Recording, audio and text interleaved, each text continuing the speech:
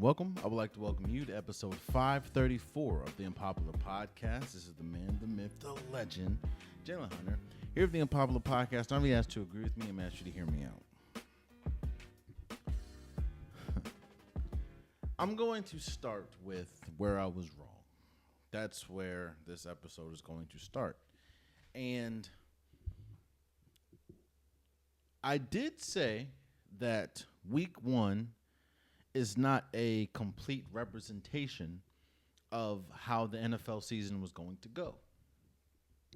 It would be asinine to make an assumption to carry yourself throughout the entire season outside of obviously who do you think is going to win this, who do you think is going to win that. But I had some harsh words. I'm not going to call them harsh, but I had some not so flattering words to say about the Detroit Lions after they lost to the Green Bay Packers week one. One of the main talking points was not just how they looked in week one, but how they looked in the preseason and obviously losing their two coordinators, which was the precipice of why I thought the Lions were not going to have a good year. I just thought that it was going to – I didn't think that they would have a bad year. I just didn't think that they would have a year that a team, especially offensively, that loaded should have. Going into the season, if you have a team like the Lions, I would expect Super Bowl or bust. But because you lose your two coordinators and you didn't really look good in the preseason and you didn't look good week one, I kind of threw them away. I'm like, you know what? This ain't the year. Then they absolutely boat race the Chicago Bears. Now, you can also chalk that up to, Ben Johnson was their offensive coordinator. They want to stick it to him, this, that, and third. But then the Lions go into Baltimore and essentially manhandle the Ravens. And they come out of Baltimore with a 38-30 win.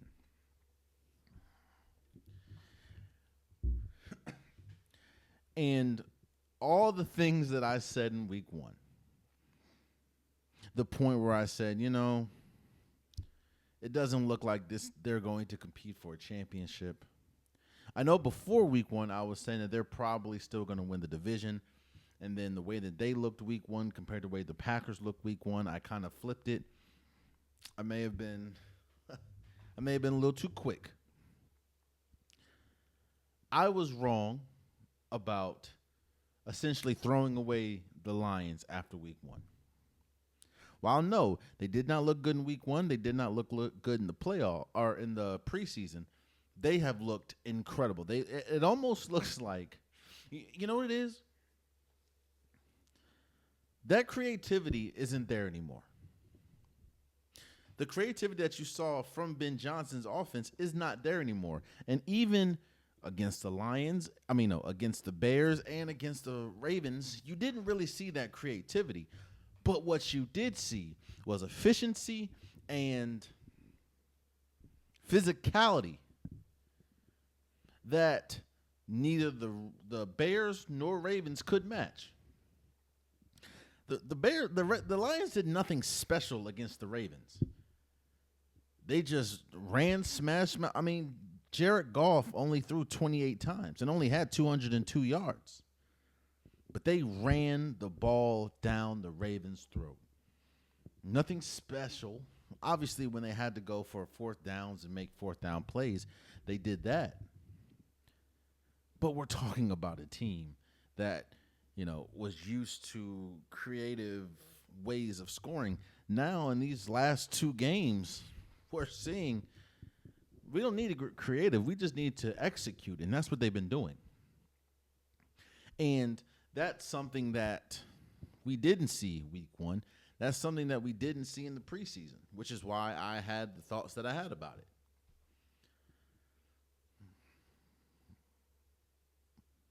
But the Lions that we saw these last 2 weeks not only are most definitely a NFC North winning contender, but they're a Super Bowl contender.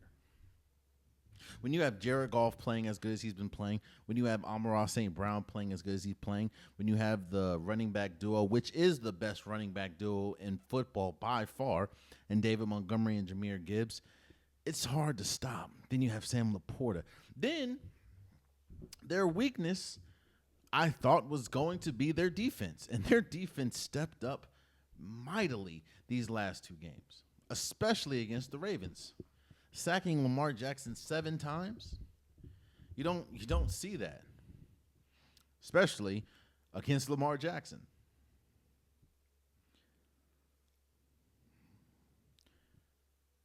I'm going to talk about the Ravens in a second, but I do not want to move over to Baltimore without properly giving the praise that the Detroit Lions deserve today. The Detroit Lions, it's starting to look like week 1 was more of an aberration than anything else.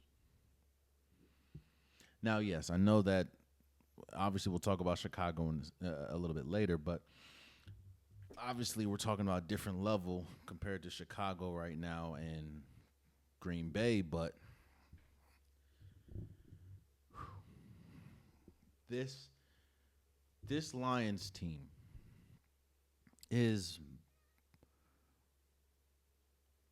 I'm starting to feel like how I felt these last 2 years. When they get rolling, when they get their offense is clicking on all cylinders, they're almost unstoppable. And the thing about it, and it looks different, and that's the biggest credit that I can give this team. It doesn't look as flashy and as creative, and that's absolutely no offense to the team. You know, Ben Johnson has that flashiness and creativeness. This is just smash mouth football. Yeah, there are some creative plays, but it's not as abundant as we saw with Ben Johnson. But what we are seeing is a team that just puts their head down and do what they have to do. Really embodies a Dan Campbell team. And when they're firing on all cylinders, which is crazy, they were not firing on all cylinders against the Ravens. They were just running the ball like crazy. They converted 2 95-plus yard play or touchdown drives. Like, this Lions team is good, and I was wrong in saying that we should cool off on the Lions because since week 1, they've done nothing but heat up. And that brings me to the Baltimore Ravens. Yes, I know, the team that I picked to win the Super Bowl yet again this year.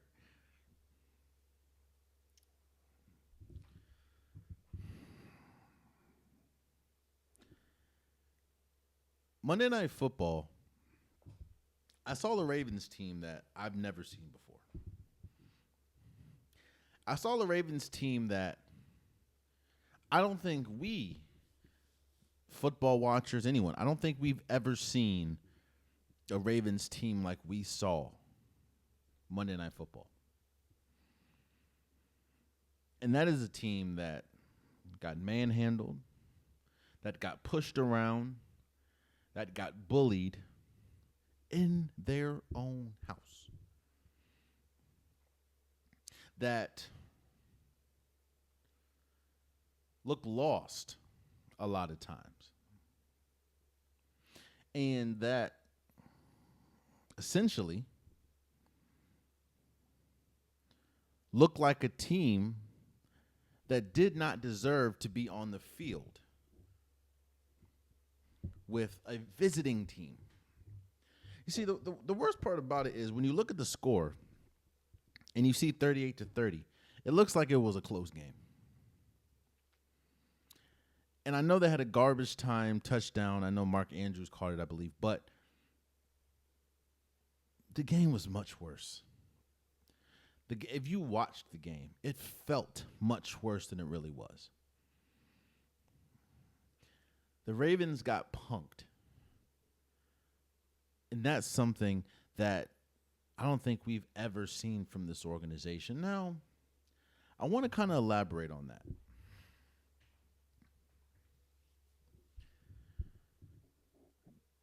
Gone are the days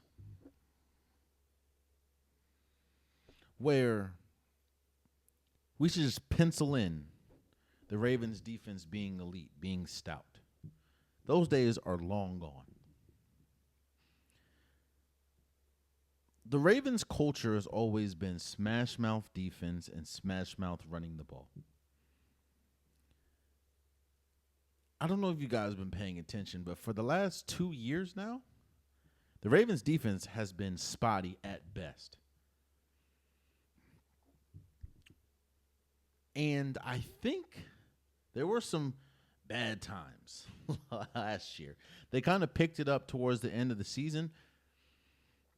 But I don't think I've ever seen a performance as bad on the defense as I saw Monday Night Football. You gave up a 96-yard run, or 96-yard touchdown drive, and then backed it up with giving up a 98-yard touchdown drive.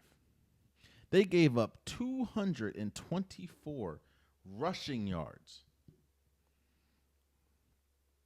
I understand that Madubuike was out. I understand that Kyle Van Noy is out, but you're gonna have to live with this fact that Madubuike might not be back for a while. He's dealing with a neck injury, and I don't think Kyle Van Noy is going to be back for a while because he's dealing with a hamstring injury. So what you got is what you got, and I've heard it these last 2 days now,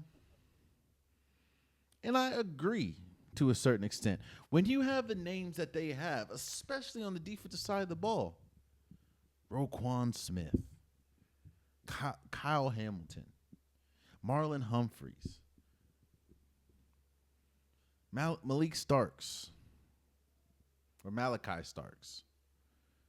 Nate Wiggins, those names shouldn't, or they jump off the paper when you hear them. Especially when you see the resume that's attached to their names. The two teams, actually, if we're being quite honest, they haven't looked good all year.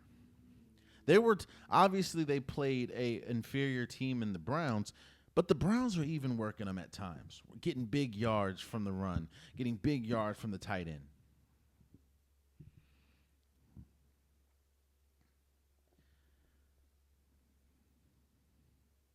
This is yet another game where the Ravens lost the trenches, both offensively and defensively. I know a lot of it, let me not say that. A lot of it was the offensive line, but some of those 7 sacks were also on Lamar Jackson. And that's one reason why I'm not going to, kill Lamar Jackson and blame Lamar Jackson is because you have to take the good with the bad with every quarterback. Lamar Jackson is probably the most unique quarterback in all of football. One of the reasons why I say he's the best quarterback is because he does things that nobody else can do. And that's what you have to accept from Lamar Jackson.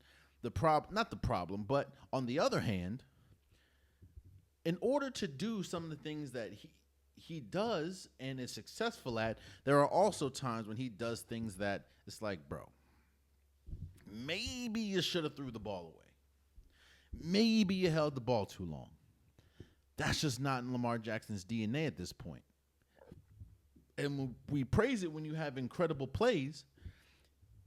You can't kill it when he may get sacked once or twice. Because that's just, you don't want to take that away from his game because that's one of his superpowers. But the offensive line got demolished. And the defensive line was non-existent. This was the first time, it looked like, I know that they got to 30. but it looked like nobody was on the same page. They couldn't get outside of Rashad Bateman. They really couldn't get the wide receivers open. Lamar Jackson looked the most frustrated I've ever seen him look. He's over here yelling at the sidelines. You look at it just looked like every single time. It looked like almost every drive they didn't score, Lamar Jackson was pissed. And rightfully so. Well, I mean, you get to the Lions' 3-yard line and you don't score. I will say Lamar Jackson was lucky that Branch dropped a clear fire interception, and Derrick Henry almost threw an interception. But the Ravens, Nick Wright said it best. The reason why I think my panic meter is high for the Ravens is because the things that they need to work on the most can't be worked on by their best player. I'll give you an example.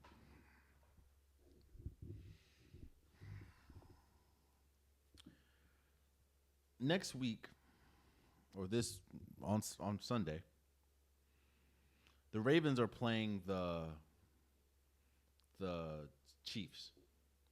I think this is a must win game for the Ravens, especially after this loss. And they have one of the toughest schedules in the league. You're playing against a Chiefs team that also is struggling. But their issues is offensively. Now, yes, there's nothing that you can do about the offensive line of your Patrick Mahomes, but Patrick Mahomes' greatness can kind of steer the offense in the right direction, which is their biggest issue. The Ravens' biggest issue at this moment is the defense. There's nothing Lamar Jackson can do about that. He scored 40 points and 41 points and 30 points. 40, 81. That man scored 111 points. The Ravens have scored 111 points, if my math is right. And they're 1-2. So it ain't the offense. And that's something that Lamar Jackson can't fix. Can't fix gap responsibility. Can't fix the fact that Roquan Smith has not looked like himself outside of 1 or 2 plays. You can't fix the fact that Marlon Humphrey got killed on 2 major plays trying to guard Amon-Ra St. Brown. And then the next day, the first thing you see of him is on a podcast. You can't help Metabike's neck. That could be major. Or Kyle Van Noy's hamstring. The panic meter is high on the Baltimore Ravens, in my opinion. Now, I'm not saying high in a sense of even if they lose against the Chiefs, I don't think that they aren't going to make the playoffs. When I look at the AFC North, I think that they'll still win that. I mean, if they do lose on Sunday, you're losing to a team that was just in the Super Bowl. You're losing to a Patrick Mahomes. So I'm not saying that the panic meter should be high on the season, not making the playoffs, but this will be the third, if they do lose to the Chiefs, this will be the third team that you have lost to this year that you very well could see in the playoffs. You could see it looks like the Bills have a clear-cut path to the number 1 seed. They just have one of the easiest schedules in the league. And then you'd very well, if you do essentially make it to the Super Bowl, you could see the Lions again. And then you're going against the Chiefs, which you could see in the playoffs as well.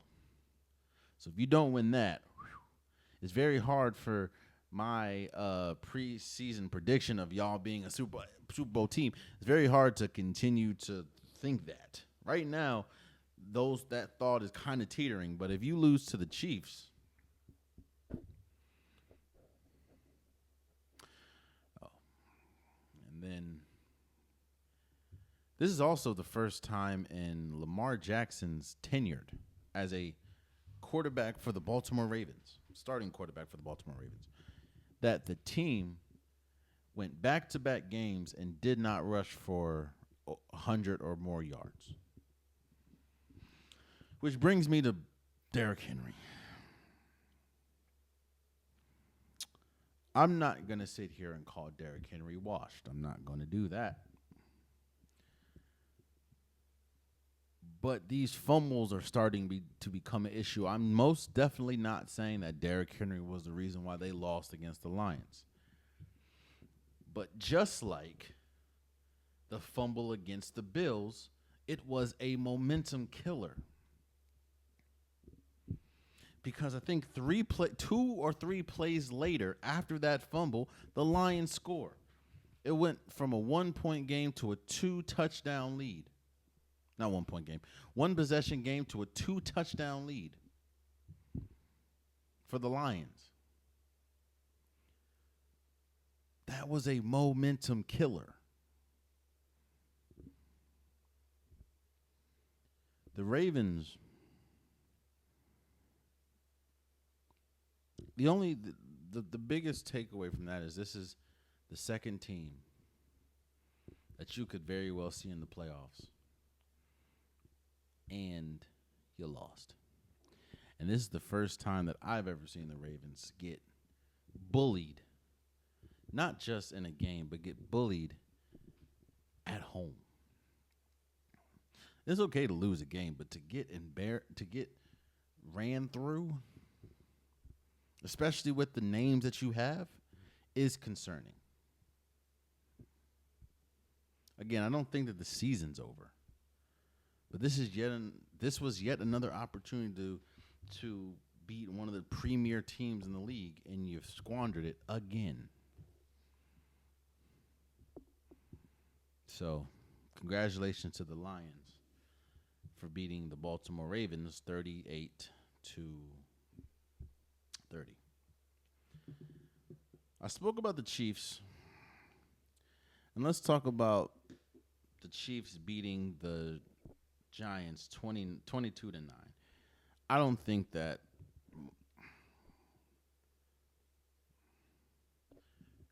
congratulations for the Chiefs winning, but this win I didn't go out of this, I didn't leave the game thinking to myself, oh, the Chiefs are back. No. In fact, you know what I did? I got a better understanding of, okay, the Chiefs, this is who the Chiefs are. They're not that good of a running game. I mean, Kareem Hunt and Isaiah Pacheco combined for 20 carries and 79 yards. That's 2 people combined. And on top of that, I'm not going to call him washed, but it's getting increasingly apparent that Travis Kelce is not a premier tight end in the league anymore. I said we saw the decline about 2 years ago, and now we're here.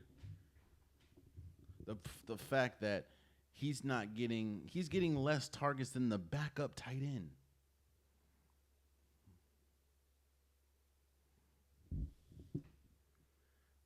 And Patrick Mahomes' greatness is just on display. 22 for 37, 224 yards, 1 touchdown. Like, that's not great numbers, but it's enough. The Chiefs are going to go as far as their defense. It looks like this is yet another year where the Chiefs team is going to go as far as their defense takes them. And as we saw in the Super Bowl against the Eagles, and as we've seen a couple times last year, where they were able to win on spectacular ways, that's not going to work all the time.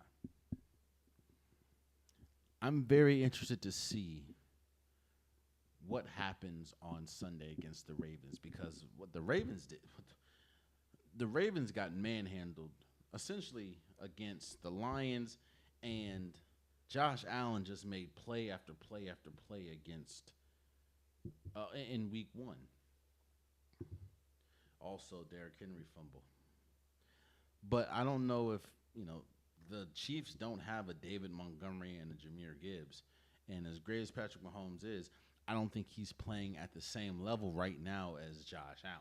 So I'm very interested to see how this game goes. Let's talk about the Giants. And honestly, there's really nothing to talk about this game. It's more about the now and moving forward, how Russell Wilson, it took 3 weeks. It took 3 weeks for Russell Wilson to get benched. And in week 4, the Giants will be playing against the Chargers with Jackson Dart as their starting quarterback. And I said it, man. I said the leash, the rope of acceptance, the rope of patience for Russell Wilson was incredibly small, incredibly short. You can't have the mishaps, the blunders that he had. We know Russ for being the moonball guy. He has one of the best and prettiest moonballs we've ever seen in his prime. Russell Wilson's not in his prime anymore. And I said the last place that you can be good, we can be bad at, the place that has absolutely no patience for their sports teams is New York.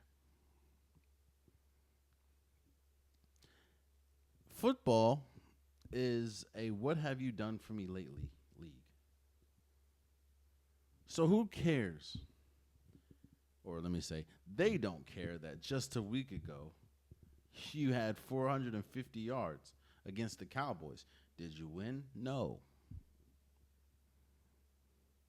What they care about is you had 2 interceptions, no touchdowns this game, with a QBR of 6.5. Do I think it's all on Russ? No. I think their offensive line is horrible. But then again, Russ didn't do himself any favors at all. And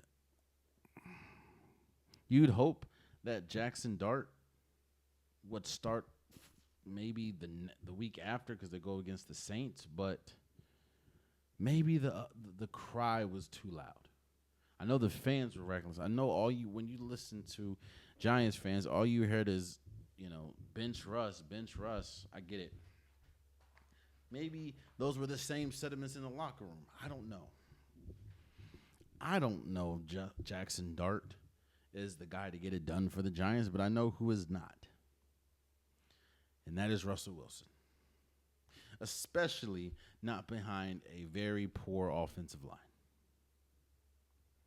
Which then brings me to the next part of this, and it's very hard for me. Now, I know there are teams right now that currently are looking at their quarterback situation and having a strong Wentz. Like, ugh.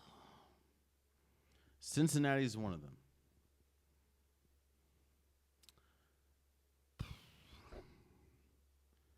That might be it. Oh, and the Saints. My thing is this. Unless Russell Wilson is able to accept a backup role, and if the Saints and and the Bengals don't call this year, I think his career is over. Yeah, I think it's a Hall of Fame career. I mean, he went to 2 Super Bowls, won one of them. Had some incredible numbers in Seattle, but this is yet another destination where it didn't end well for Russell Wilson. And at some point, I could talk about how bad the offensive line is. But at some point, you have to point the finger at the person that this keeps happening to. Do I think Russell Wilson has talent? Yes. Again, you threw for 450 yards just a week ago. But long gone are the days where Russell Wilson not only can be a high-level, consistent starting quarterback, but gone are the days where Russell Wilson is a starting quarterback for your team and you have confidence that your team can compete at the highest level. I think that hasn't been there since damn near the end of Seattle.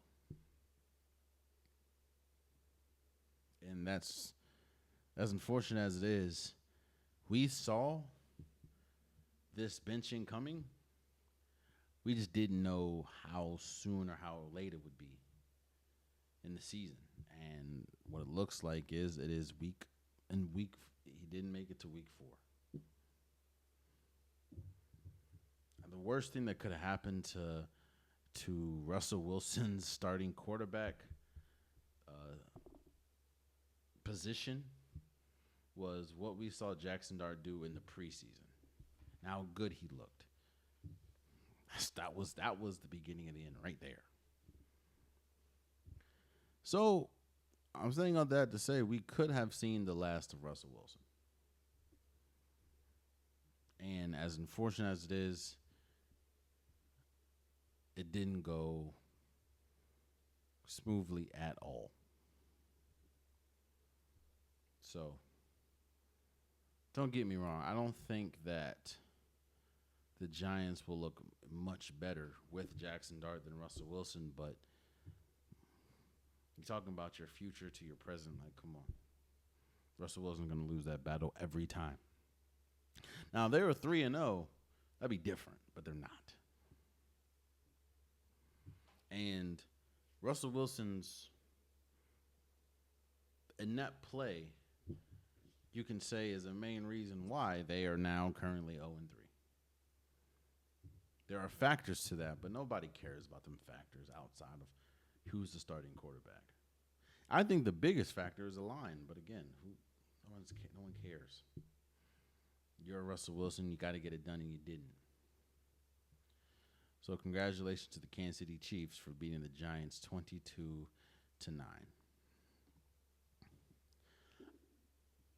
Outside of maybe the Baltimore Ravens, I don't think there's a team that feels worse right now than the LA Rams. Not just the fact that they lost to the Eagles 33-26. But this is the second time in a row you can look at the Rams going up against the Eagles and you put the score away. Hide the score. Just look at the game, and the Rams probably think, and they probably are right. The Rams probably think they outplayed the Eagles both times in the divisional round of the playoffs and on Sunday. The Rams outplayed the Eagles both times. Yet, both times, the Eagles won the game. The Rams had a huge lead going in. Like, they were up like 19-7 or something like that. Going into half. I think the lead got up to like 28 or 24-7 at one point before the Eagles just took off. Actually, 26. Once they got to 26, I think it was 26-7, the Rams didn't score again.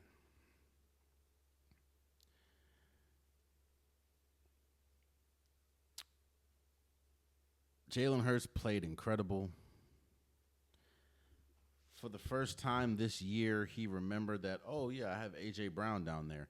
10 targets, 6 receptions for 109 yards and a touchdown. Saquon Barkley didn't have to do much, 18 carries for 46 yards. And if you're the Rams, you have to be sick when you go to your team meeting and you look to the left and you see anybody on special teams. How do you fight? First of all, you're winning 26-7. You see that the Eagles are fighting back slowly but surely. You get a kick blocked in the first half, I believe. Kicks blocked. Boom. That's already a special team blunder right there. And you have a chance to win the game. It's 26-27. You're down, but you drive all the way down the field, and you have a chance to win the game on a game-winning field goal. And not only do you get it blocked again for the second time, but you get it blocked. Jordan Davis, probably the biggest dude on the defense, grabs it and runs in for a touchdown.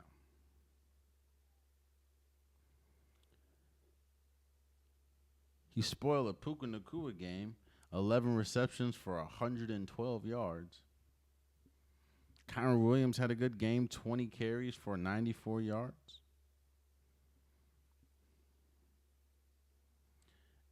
I don't think, outside of the Ravens, I don't think there's anybody that feels worse today than the LA Rams, because that was twice that you went up against, at this point, the reigning Super Bowl champs.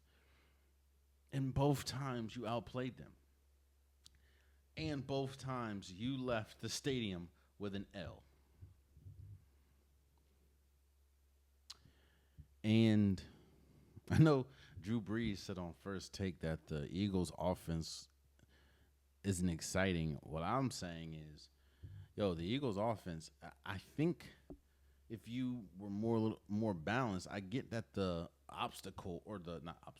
I get that the objective is to run the ball because that's their strength with Saquon Barkley and Jalen Hurts. But you see what happens when you throw the ball to A.J. Brown?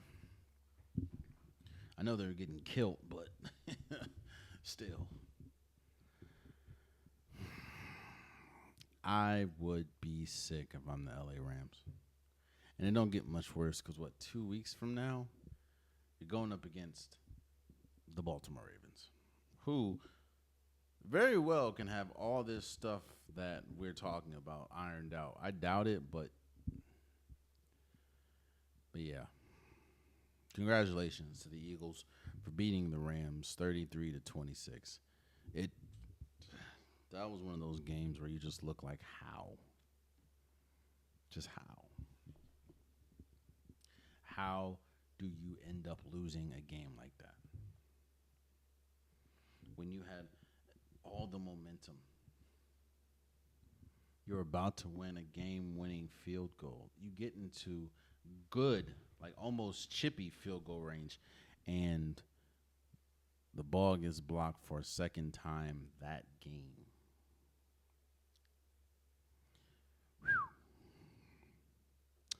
Again, congratulations to the Eagles. As we speak, I don't know, and this is crazy to say, I don't know who has a worse defense right now. The Baltimore Ravens or the Dallas Cowboys. The Chicago Bears beat the Cowboys 31-14. This game shows you why a lot of people are still unable to give up on Caleb Williams. Caleb Williams, 298 yards, 4 touchdowns. No sacks, no interceptions. Caleb Williams looked like the superior player when you look and when you put his numbers against Dak Prescott, who is still the highest paid player in NFL history, by the way. It mainly was Caleb Williams. The run game ain't do much. They had a total of 87 rushing yards. It was mainly Caleb throwing the ball to. Luther Burden III had 3 receptions for 101 yards. Rome Odunze 62. DJ Moore 21 in a touch.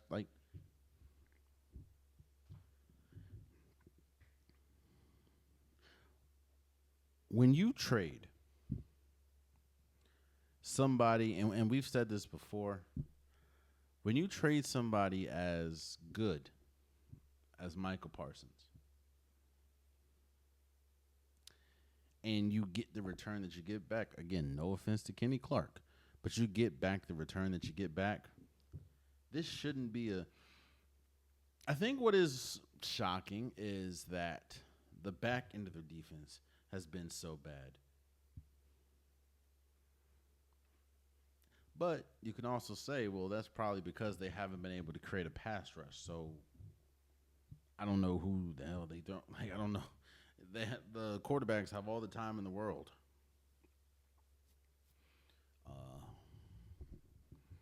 And on top of that, Dak Prescott's not that guy. And it looks like that you're going to be out CeeDee Lamb for a couple. You're going to be out CeeDee Lamb for a couple weeks because he had a high ankle sprain. So things are not looking good in Dallas right now.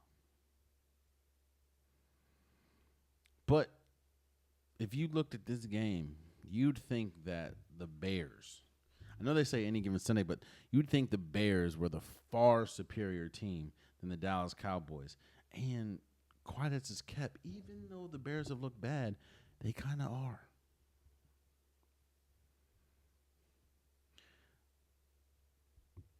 When you trade a player like Michael Parsons, that's like a tanking move. That's a move that you do when you just concede the fact that you don't have a good team. That's not the Dallas Cowboys, which is another reason why it was so shocking that the trade happened. And you're seeing Jerry Jones be petty, talking about we're not, Michael Parsons, why should we give him a thank you video when he comes back? Because they play the Green Bay Packers this week. Okay. Whatever floats your boat, But the fact that the defense, and this is also a Chicago Bears defense that's been struggling mightily. Again, you got 21 points, I believe, put on you in the fourth quarter alone by J.J. McCarthy, and you got 52 put in your head by the Lions. This defense has been reeling. And you got Dak Prescott for 2 interceptions and Joe Milton for 1.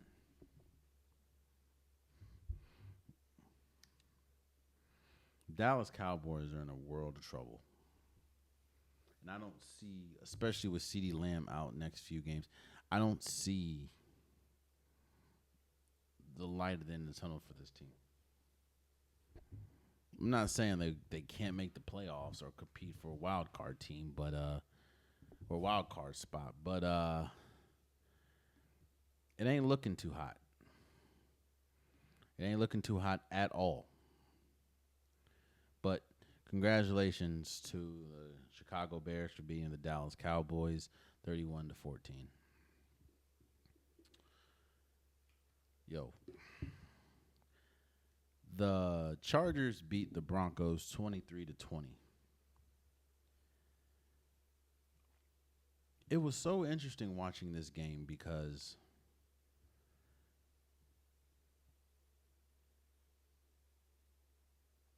you saw the trajectory of both of these teams. You saw one team that doesn't have arguably their best defender, doesn't have their best offensive lineman, but one of the best teams, at least up to this point, they're 3-0 in football, compared to a team that had a lot of promise, that had a their defense was touted as one of the best defenses. I mean, you have the reigning defensive player of the year on the team, but they just can't get right.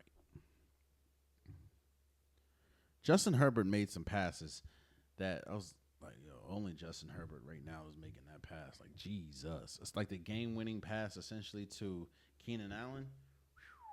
Game-winning touchdown to Keenan Allen.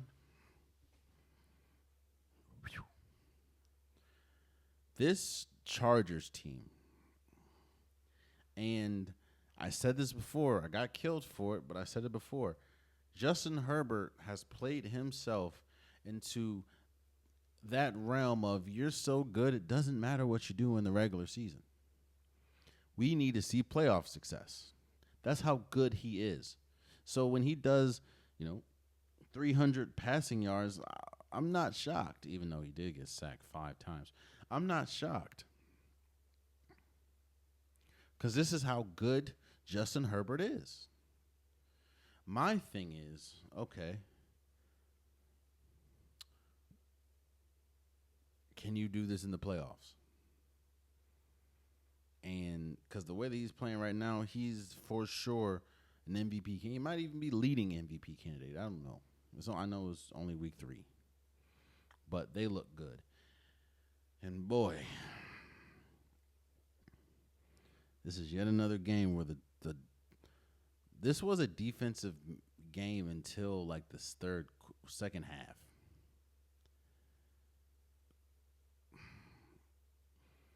Bo Nix didn't look good again. Only had 14 completions for 153 yards.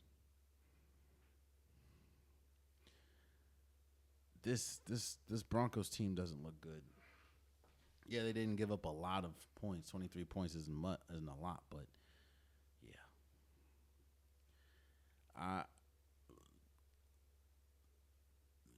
The Broncos are one of those 1 and 2 teams that,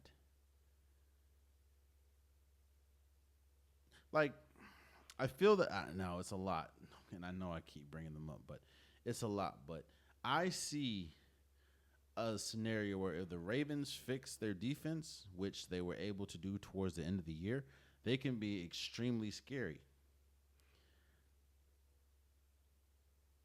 I don't know if Bo Nix, we talk about sophomore slump, man. He hasn't looked good through 3 weeks. That's an issue. Now, yes, you're playing against the Chargers, playing against Jim Harbaugh. But, yeah, they're not looking good. So, but congratulations to the Chargers for beating the Broncos 23-20. Yo, this is one of those games, man. Look, this game is a prime reason why as much as I think that they could, and I did predict them to make the Super Bowl, this is one of those games that proves why they very well might not. And that is the Cleveland Browns beat the Green Bay Packers 13-10. This was a defensive-sided game majority of the game. The Green Bay defense did what they were supposed to do. Even though up to this point, it is extremely clear who the best defender is in football. There is not a person on this planet. Don't get me wrong. Shout out to, TJ Watt. Shout out to Michael Parsons. Shout out to all the great defenders. There is not a defender on this earth that is on the same level or playing at the same level right now as Myles Garrett. Myles Garrett popped out on the screen every single time he was in the game. Which goes back to what I was just saying. I think the Super Bowl chances rest on Jordan Love's shoulders. And this game, we saw the old Jordan Love. Now, a lot of it could have been because he was just under an immense amount of pressure because of Myles Garrett and the defense. But there were so many overthrows or underthrows. I can't. Even the interception he threw was terrible. And that's some of the decision making that we see Jordan Love have from game sometimes. Like, dude, these are rookie mistakes. And on top of that, you are leading a Super Bowl caliber team. You can't have these mistakes. Now, yes, I know you're playing against one of the top defenses in football in the Browns, but you're also playing against the Browns, which offensively they can't. Even with that, they lost, and Joe Flacco got outplayed by Jordan Love. Didn't throw a touchdown, threw an interception. Like, these are the games. Now, yeah, I don't know how many times you're going to be going against a Myles Garrett and that type of defense, but still. That's why I still have a little bit of reservation about the Green Bay Packers. I know I picked them to make the Super Bowl, but this type of game is why. How Jordan Love looked horrible. He looked like a rookie quarterback. It's not a good thing. But congratulations to the Cleveland Browns for beating the Green Bay Packers 13-10. This is yet another game where Baker Mayfield leads a game-winning drive. This is yet another game where Baker Mayfield looks incredible. P.S. I know I know a lot of people because I see a lot of surveys and opinions talking about the ugliest jerseys in NFL history, and a lot of times the creamsicle jerseys for the Bucs comes up. I am a huge fan of the creamsicle jerseys, but these Jones, the ones that they wore on Sunday, with the reverse, the white with creamsicle, ooh, that Joe look nice. Look nice. But the more and more I watch this team, the more and more I have faith that they can make a deep playoff run. And a lot of it is because Baker Mayfield is playing arguably some of the best football he's played in his life. Again, this is yet another game-winning drive. Now, there is signs for concern because Mike Evans is going to be out for a couple weeks. I think they're saying at minimum 2 because of the hamstring injury. So that definitely can play a huge part. And obviously, I want everyone to be healthy. And that's your number one receiver. But Emeka Egbuka is going crazy. How many? Emeka Egbuka is 6 receptions for 85 yards. He is tough. Now, this is also a game where a kick was blocked again. Like, I don't know what it is with kickers this year. It has not been a great year for kickers. It feels like every week you're seeing a blocked kick, like a blocked important field goal. It makes no sense. But yeah, the Bucs, they're a Super Bowl caliber team. A lot of it is because Baker Mayfield is playing at a different level right now. And he is a top tier, not only just a top tier quarterback, he is in the MVP race at least 3 weeks in. So, Congratulations to the Buccaneers for beating the New York Jets 29-27. Look, the Jaguars beat the Houston Texans 17-10. And I know every time I talk about the Texans, I make it a huge point to talk about their offensive line and how they have one of the worst offensive lines in football. That's still true. I also make it a point to say that outside of Nico Collins, they don't really have a reliable receiving room or reliable pass catchers. That's still true. And as much as I don't want to admit it, as much as we don't want to admit it, Nick Chubb is a shell of his former self. Just looking at the numbers these first 3 weeks, because they're 0-3. And with all that, I didn't want to admit that while C.J. Stroud was not playing his best, and while he didn't look anywhere close to what he looked like his rookie year, I didn't want to call it a sophomore slump because of all the factors that we just listed. The first one mainly being the offensive line. And while the offensive line is poor yet again, I have to now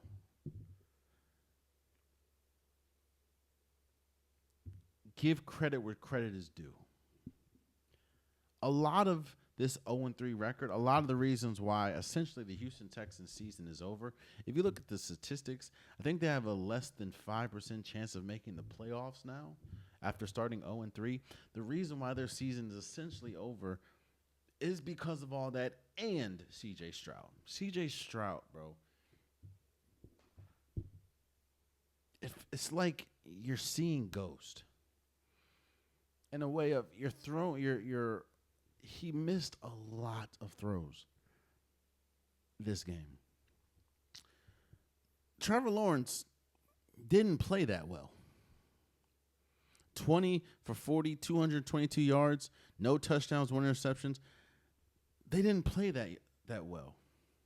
It was 2 interceptions from C.J. Stroud. Both of them were his fault.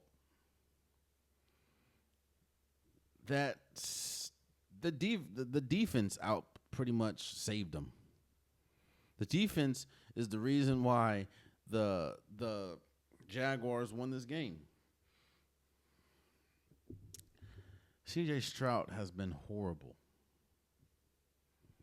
And I know that everything, the offensive line, I know all that is still bad, but C.J. Stroud has been bad.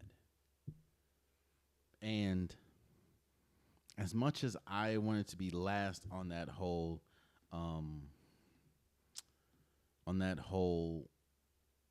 sophomore slump wash train, C.J. Stroud has looked very bad. And this loss is mainly on him. That's just how it is. Those 2 interceptions were not only costly, but terrible interceptions. And what's unfortunate, and you see a lot of people talking about it, like you see, I think Chris Long, you see a lot of people talking about it. This is going to be a wasted season for what could be an incredible defense.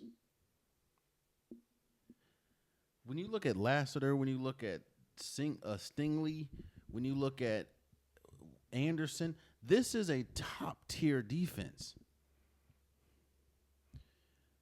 that has absolutely no shot most games because their offense is so porous. I'm not even blaming their coach. It's just the person, their defense is showing up. It's just that their offense can't keep up. And as much as I don't want to admit it, a lot of that is C.J. Stroud. So, again, the Jacksonville Jaguars, they beat them, but they didn't do a lot to win. Congratulations, Jacksonville, for beating the Texans 17-10.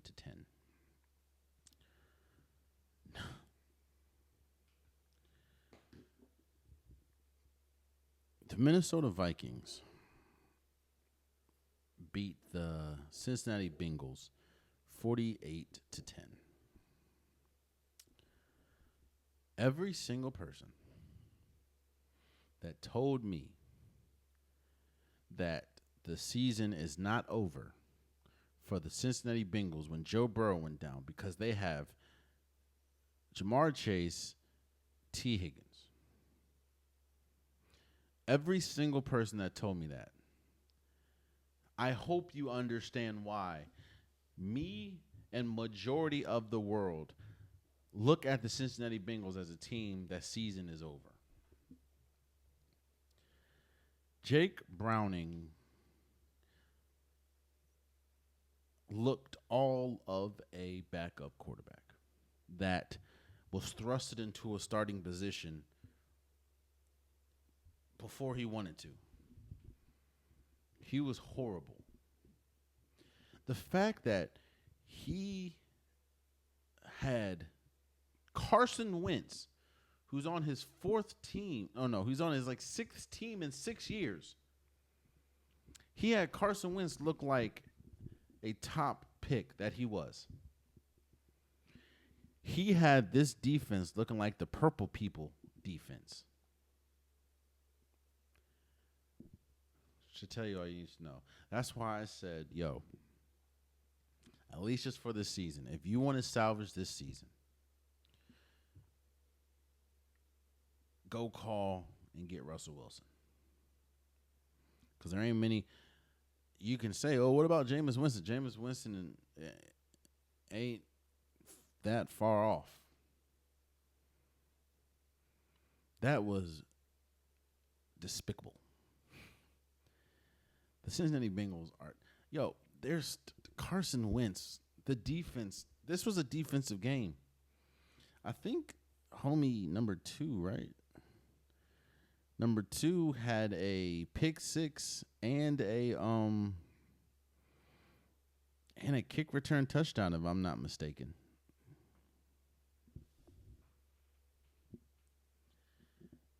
The Bengals.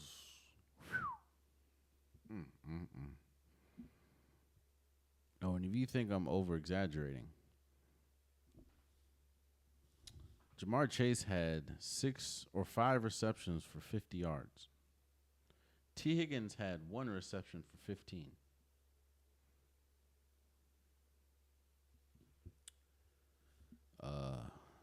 Congratulations to the Minnesota Vikings for beating the Cincinnati Bengals 48-10. Hey. The Commanders beat the Raiders 41-24. I'm not going to lie to you. I did not have much faith in this team after I heard Jaden Daniels was out. But shout out to Marcus Mariota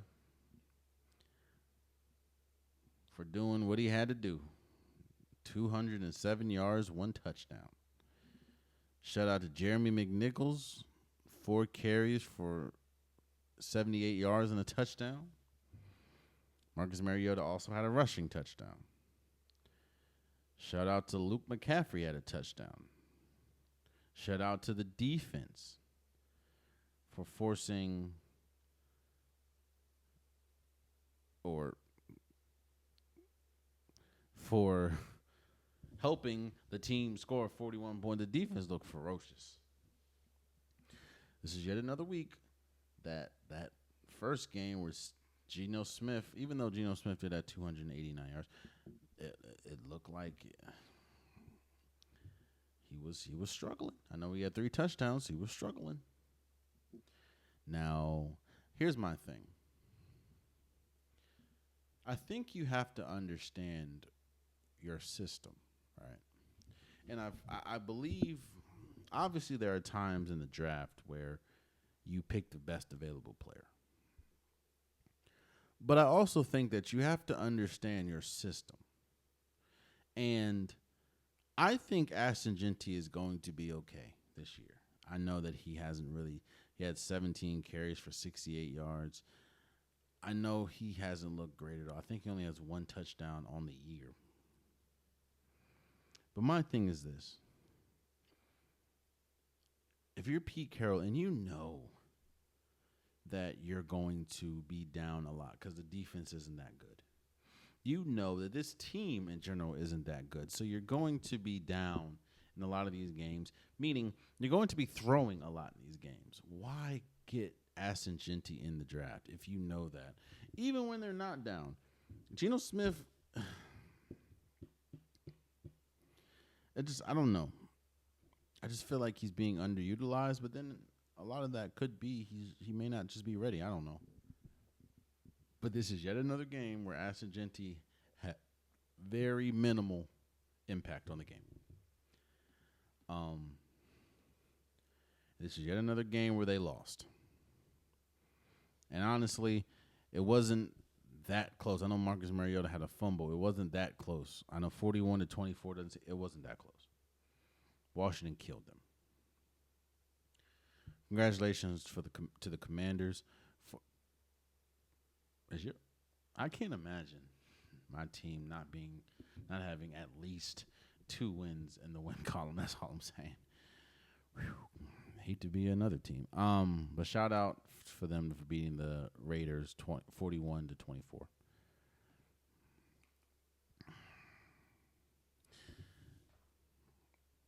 The Steelers beat the Patriots 21-14. This is one of those very rare games where I feel much, much worse about both teams leaving this game. First and foremost, the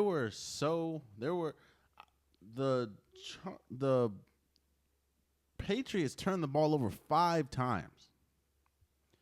If you turn the ball over 5 times against anybody, I don't care if it's the worst team in football. If you turn the ball over 5 times, you do not deserve to win the game. You're not going to win the game. I'm gonna just tell you that now. You turn the ball over 5 times. I think 2 of those 5 times you were in the red zone. I know Ramondre Stevenson had a turnover. I know Drake May threw an interception. It was bad.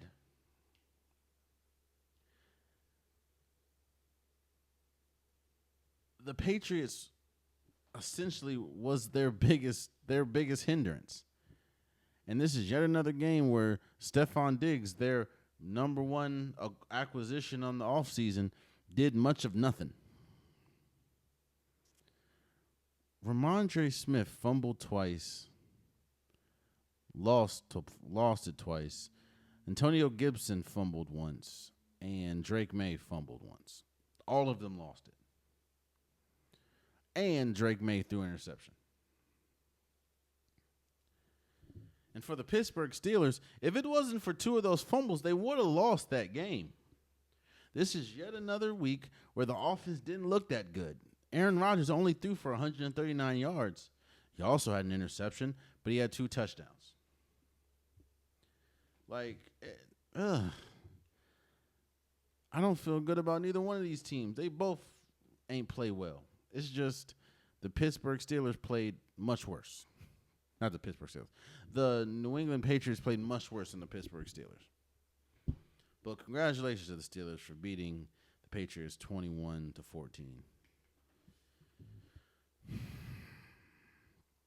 I don't know how they keep doing it. But the 49ers won again, beating the Arizona Cardinals 16-15. This game,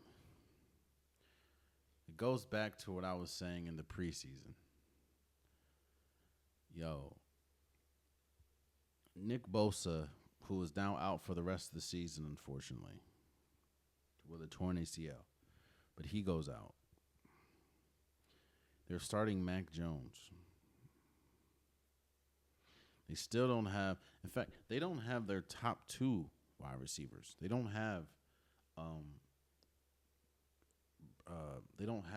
Juwan Jennings. They don't have Brandon Ayuk. And it just seems like all they're really doing is giving the ball to Christian McCaffrey. 17 carries and 10 receptions. And Kyler Murray can't get it done. I know they had a huge drop from Marvin Harrison like that. That was one of those Derrick Henry fumbles. It just completely turned the tide, but still, you're going up against Mac Jones and you can't get the win. At some point, it's like, okay, what is the ceiling for Kyler Murray? Because this is one of those games where you should look up, you're like, oh, yeah, well, they had Mac Jones. They should have lost. They didn't. They're 3-0 with Mac Jones. Like, we can talk about the Cardinals being a good team. We can talk about the Cardinals having, really good pieces. But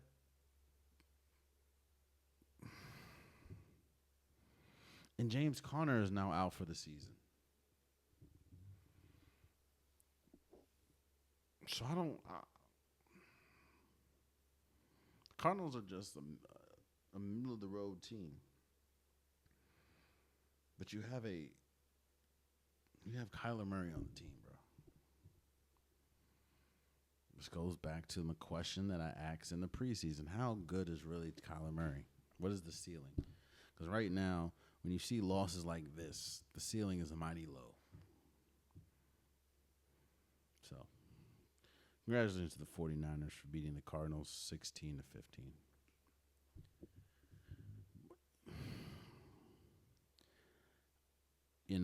It is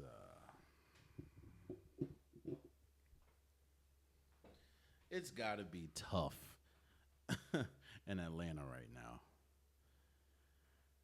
Atlanta already hasn't looked great majority of the season. Going into week 3, they're 1-1. One of their losses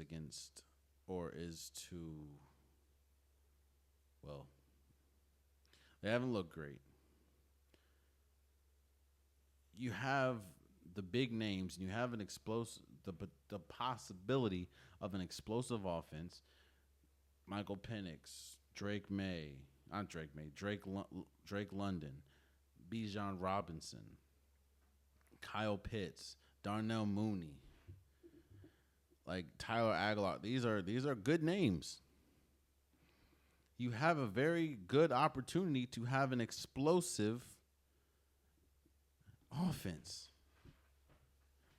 And you lose to, going into week 3, was budding as the worst team in football. You lost to the Panthers 30-0. I know that it is a divisional game, but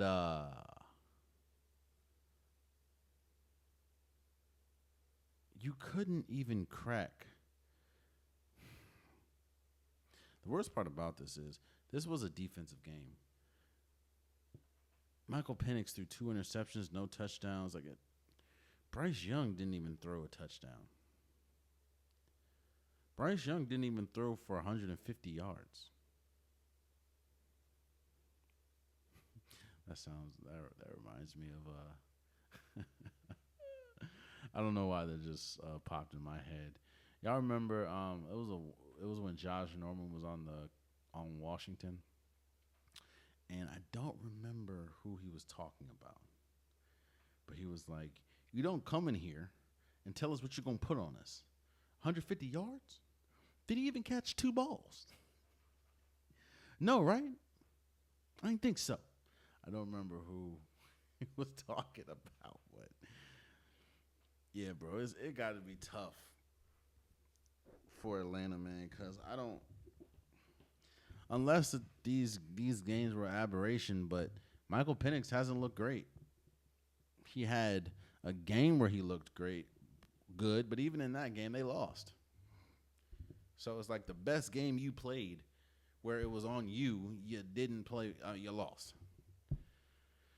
And then you lose to the Panthers, who are reeling at this point, 30-0. Okay. Yo, hold on. I'm not there yet. I'm not there yet. In fact, I'm going to tell the Indianapolis Colts beat the Tennessee Titans 41-20. I'm going to tell you when I'm going to get there.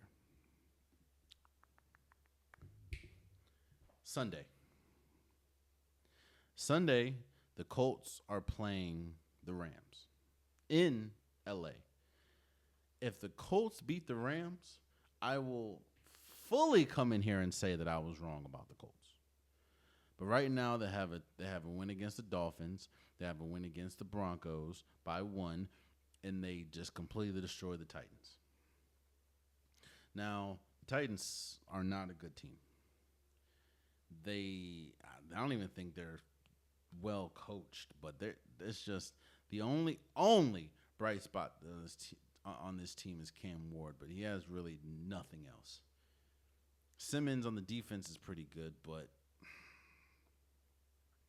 this Colts team has been great. Daniel Jones has looked incredible. Daniel Jones, at least up to week 3, is in the MVP conversation. 18 for 25, 228 yards, 1 touchdown. He looked good. Jonathan Taylor, though, 17 carries for 102 yards, 3 touchdowns. Yeah. Yeah. This team looks really good. I will say that. I will admit that the Colts look incredible. But I want to see if they can continue to look like this against top-tier talent. If they I don't even think they have to win. If they look competent and if Daniel Jones looks really good against a really good defense, because he hasn't played a good defense yet outside of the Broncos, but I don't know what the hell's going on with the Broncos. If he's able to do that against the Rams on Sunday, I will come in here. It might even lead the show next Wednesday. I will come here and say that I was completely wrong about the Colts. Right now, I'm sort of wrong. But the level of competition has not been there. They played 3 teams that have a combined 0 win. In fact, if I'm not mistaken, how many wins did the Broncos have? 1, right? Yeah. They played 3 teams with a combined total of 1 win. So we'll see with the Chargers. We'll see with the Rams. But right now, and I don't got to spend much on this game. The Seattle Seahawks beat the Saints 44-13, just proving for yet another week that the Saints are the worst team in football. And at this point, it's not even close. Yo, this game, it was like 41-3 going in. Actually, it was 41-6 going into the fourth quarter. Like this game was over the first 5 minutes of the game. I think the first 5 minutes of the game, it was already 14-0. I said, oh, yeah, well, it's yeah, the Saints, boy, the Saints suck. I'm sorry. I don't mean to. They suck. The Saints are terrible. Shout out to the Seahawks for beating them 44. The Saints are so bad, bro. Anybody that beats them, you can't really it's not like you can't really say much. Like, oh, this was a great game for them. It's the Saints. Now, there comes a point in time where you have to try to not be that team. Like, okay, we cannot be that team that loses first, to the Saints, because they're just not good.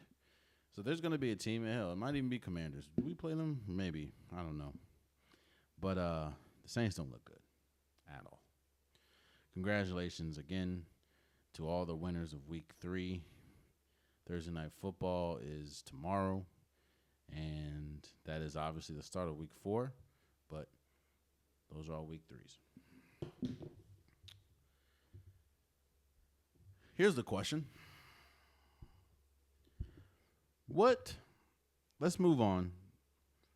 Let's talk about some coaches, or at this point, ex-coaches. What makes a team coming off of a championship a year ago fire their head coach?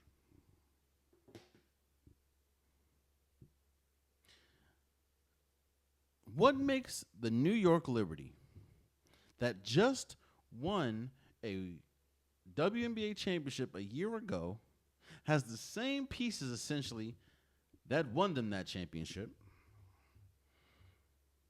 What makes them not only lose in the first round of the playoffs, but what makes them fire Sandy Brondello? If I said your last name wrong, I apologize. There's a lot of factors why a team would do this. The number one factor is expectation and noise. There's a reason why I made it a point to say that this team, the New York Liberty, won the championship last year. Just to lose in the playoffs, I think the first round or second round this year. When you have future Hall of Famers on this team, when you have an all-time great when we talk about accomplishments in Breonna Stewart, when you have one of the best young guards in the league in Sabrina Descu, when you have one of the best 3-and-D players in Natasha Cloud, when you have the Finals MVP in Jonquel Jones, you're expected to at least look like you did a year ago. I'm not saying you have to win, because they did win a hard-fought series against the Lynx, but you can't lose in the second round. And if we're being quite honest, it wasn't even close. They got embarrassed in the second round to the Phoenix Mercury. A good team, but a smaller team than the New York Liberty. And they're in New York. But the expectation is, okay, you just brought the team's first championship, like in team history, and we retained our players. Something's got to give. That's one. Two, I don't know if you've noticed, but it's been a very loud season for the New York Liberty in all the worst ways.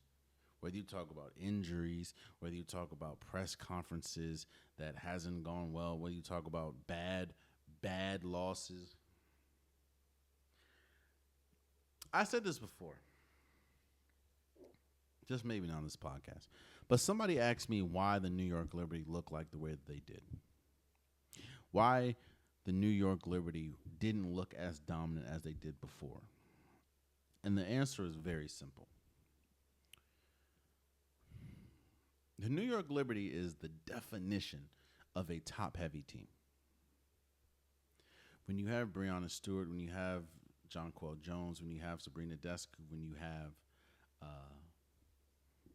Natasha Cloud, those are your four best players. And while they have players on the roster, in fact, let me look at their roster. When they have good, decent players, like they have, what's that lady's name? The shooter. Phoebich. Outside of that, they don't really. I know Emma Meeseman came from overseas, but she didn't really make no impact like that. When you're top heavy, your top players have to play great. I know I go back to this a lot, but it's a perfect example of this. The reason why the Golden State Warriors with Steph, Clay, Dre, and KD worked so well, because that was an extremely top-heavy team. Their four best players played well, played to the best of their ability. This year, Jonquel Jones was out the lineup due to injury. Breonna Stewart was in and out the lineup due to injury. Sabrina Nadescu was inconsistent, especially defensively and offensively, because there was more on her plate. Natasha Cloud was playing great, but played great defensively, but wasn't hitting shots. None of that is on the coach, but all of that is on the coach when you have to make a decision on do we want to bring her back or not, because we have to put the blame somewhere on how we didn't at least make it out the second round of a playoffs the year after winning a championship. Do I think that Sandy should have been fired? No. I think Sandy Brondello was a pretty good coach. But it was also telling when at the end, and I think the reporter asked Sabrina Nadescu and Breonna Stewart if Sally Brondello should be back, and they were like, yeah, what the, like, why would you ask me that? Like, of course I'm going to ask that, bro. The contract's up.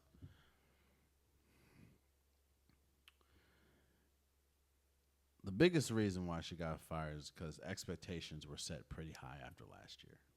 And the fact of essentially the team that you had last year that had a incredible run in the playoffs, that it obviously essentially got them a championship, is essentially the same core that you had this year, and you didn't make it out the second round.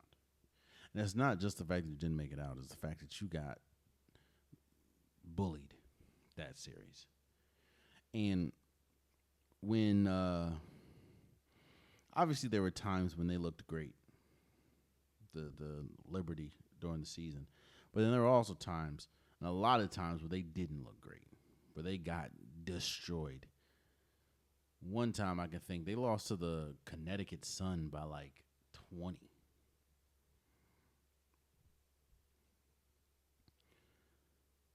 So I don't think it's a tough visual firing a coach that brought you a championship just the year before, your franchise's first championship just the year before. That's a tough scene, but hey, that's how it is. So we'll see where their head coach or who they pick next. But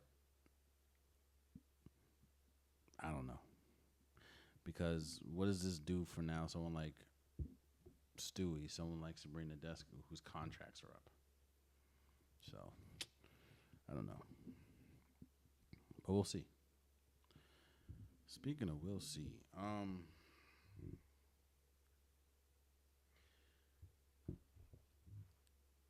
Mike Gundy was also fired. For people that don't know who that is now the former coach for Oklahoma State University.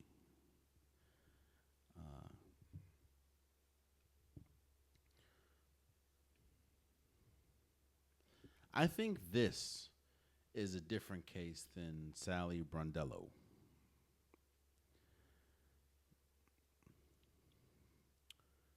There are levels to D1 college football. There are national championship caliber teams like Ohio State, Oregon, Georgia, those type of teams. There are teams that were national championship caliber teams, or maybe won a national championship, but just going through a rough patch right now, like Michigan, like Alabama.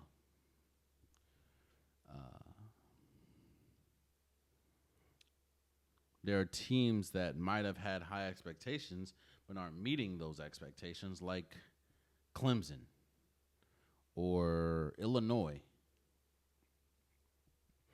Then there's Oklahoma State. Oklahoma State was looked at to be one of the better teams in the Big 12. And they haven't looked good at all Not just this year, but last year too. They weren't good. And the reason why I think Mike Gundy got fired is because not only are they bad, but Oklahoma State doesn't even resemble a D1 high college football team. When you have the resources that they have, the NIL money that they have, and your coach is open about not really using or wanting to use the NIL money or not really understanding the importance or whiffing on all these dang recruiting players. When you keep whiffing on recruits, you get what you get from Oklahoma State. So I understand why Mike Gundy, which is it's nasty, because that man came out and said, I have absolutely no plans on leaving, and everything in me know I'm going to be here beyond this year. The next day, he was fired.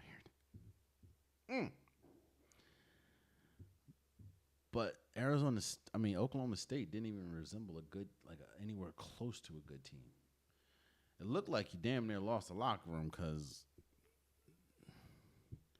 they got boat raced by Oregon and then got boat raced the next week. They're trash. Yeah. Lastly, before we go, let's talk about Bruce Pearl for a second. Bruce Pearl comes out and says he's going to retire as the Auburn basketball head coach.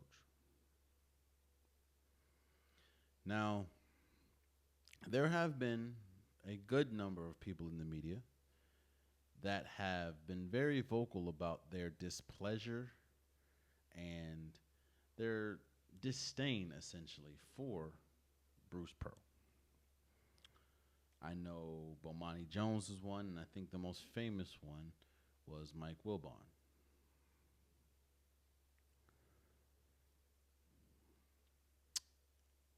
I don't know if you guys know this, but Bruce Pearl I know he's retiring, which means he has a history, but he has a very interesting history as the college basketball coach. For people that don't know the Deion Thomas situation, I believe Coach Bruce Pearl was coaching at Iowa, and one of the highest recruits in the league that was available at the time was Deion Thomas. Deion Thomas essentially picked, I think, Illinois over Iowa. And Bruce Pearl got on the phone with Deion Thomas and essentially pressed him to admit that Illinois paid him. Now, this was before NIL, so it was illegal. Illinois paid him. And Bruce Pearl then takes that clip or takes that phone call and sends it to the NCAA, getting Illinois and Deion Thomas in trouble, essentially ruining Deion Thomas' career. Bruce Pearl also says, when asked about it, I did what was best for the integrity of the sport. That is major in this story. Bruce Pearl said he did what was best for the integrity of the sport when he essentially snitched on Deion Thomas and derailed his career. I said that was important to the story because then Bruce Pearl goes to Tennessee and is fired from Tennessee because he is caught cheating by the NCAA.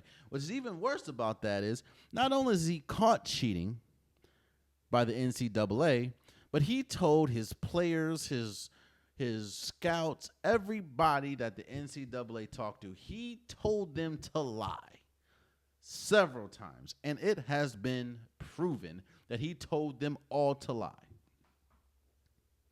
which essentially got him fired as the head coach of Tennessee.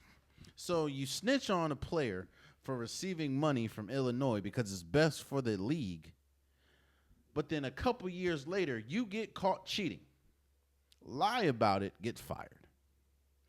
Then you go to Auburn and does his darndest to put the past behind him, be the best coach that they can be, because he's a darn good coach. But then it seems like Bruce Pearl always has something to say when it comes to something political. And it seems like most of his political ideologies align with a certain group of people. I'm just keep it at that. And the thing that I think the thing that got Michael Wilbon, because he said that he's been divisive, a lot of these comments and opinions that Bruce Pearl has had was unsolicited. Nobody asked him. He just came out and said it.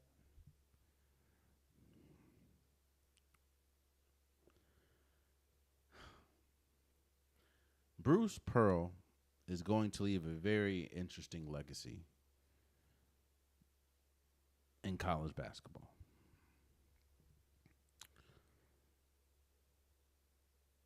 You may not agree with his political takes.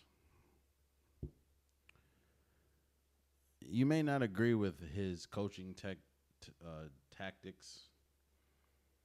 You may not agree with a lot of things that happen, because that's kind of where I stand. I hate the fact that, okay, you're going to snitch on a player, but then get caught doing the same exact thing a couple years later.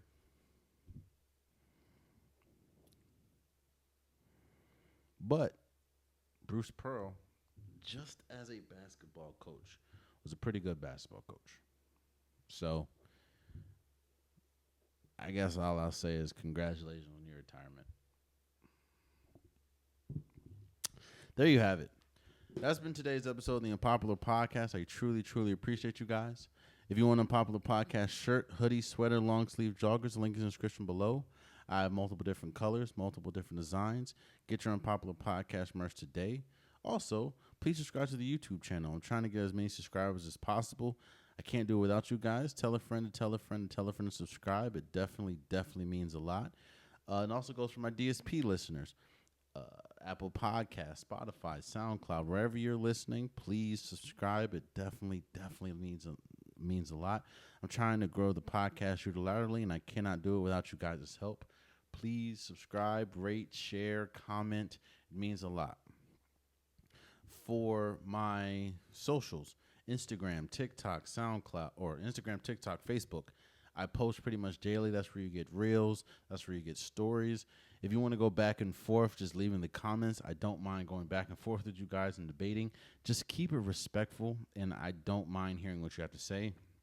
It just means that you have an opinion and you're listening to me. Two things that I appreciate. Again, keep it respectful, and I do not mind going back and forth and debating with you guys and hearing your inputs or telling me how wrong I am. Until next time, much love.